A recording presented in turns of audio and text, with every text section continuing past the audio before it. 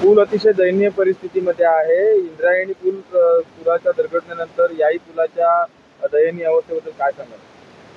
हा खरा तर दोन तालुक्यांना जोडणारा ब्रिज आहे, संगमेश्वर आणि चिपळूण। इकडे कुचांबे गाव आहे, इकडे कुटरे गाव आहे।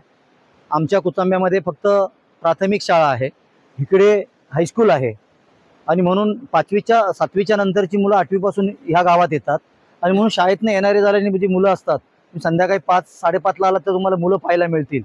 आणि दोन तालुक्यांना जोडणारा ब्रिज आहे, इकडे बाजारपेठ आहे, शुक्रवारचा बाजार इथे असतो आणि मग असं असताना सुद्धा हा जो ब्रिज आहे, हा ब्रिज इंद्रायणी नदीवरचं जसं झालं तसं घडू नये हीच एक प्रामाणिक इच्छा आहे।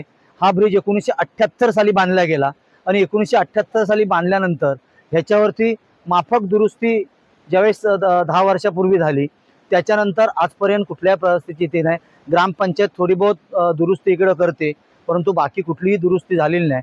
ह्याच्यावरती लाकडाच्या फळ्या होत्या, त्या काढून ही लोखंडाची प्लेट बसवली गेली। ती लोखंडाची प्लेट सुद्धा आता सडलेली आहे। जसे इंद्रायणी नदीचं पात्र मोठं आहे तसंच हे गंड नदीचं पात्र मोठं आहे।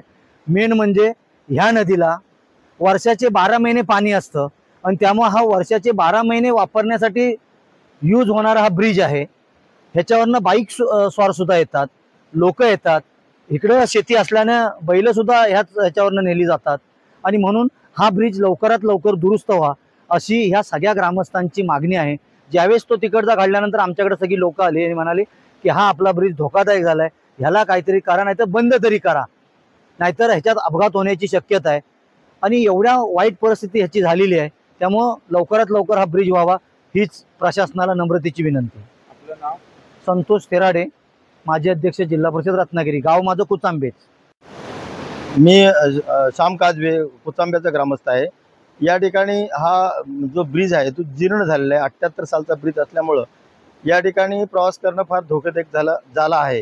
या ब्रिजवरून बऱ्याचशा लोकांचा प्रवास दोन गावाला जोडणारा हा ब्रिज कुटरे आणि कुचांबे अशा असल्यामुळं या पादचारी या ब्रिजला भरपूर आहेत।